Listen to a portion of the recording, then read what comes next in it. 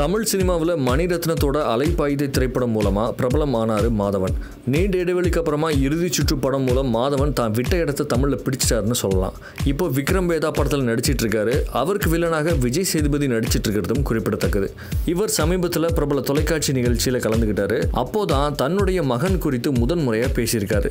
தன்னுடைய மகன் நீச்சல் போட்டியில் மாநில அளவில் சாம்பியனாகவும் அடுத்த வாரம் இந்திய அளவில் நடக்க இருக்கும் ஒரு போட்டியிலையும் கலந்துக்குவார் அப்படிங்கிற ஒரு விஷயத்த சொல்லியிருக்காரு. அப்படி அவர் பேசும்போது உடனே அங்கிருக்கும் தொலைக்காட்சியில மாதவனுடைய மகன் தோன்றி பேச ஆரம்பிச்சிருக்காரு. மாதவன் ஒரு கட்டத்துல கண்ணீரை அடக்க முடியாம அழுகவே செஞ்சிருக்காரு. இந்த சம்பவம் வைரல் ஆகி இருக்கு. மேடி ஃபேன்ஸை உருக வச்சிருக்குன்னே சொல்லலாம். தமிழ் சினிமால சார் சொன்ன மாதிரி ஏகப்பட்ட எதிரிகள் விஷால் சேர்க்கிறான்னா வேற வழி இல்லை சார். கெட்ட வார்த்தை சொல்லக்கூடாது, பரவாயில்ல, என்ன ஆனாலும் பரவாயில்ல.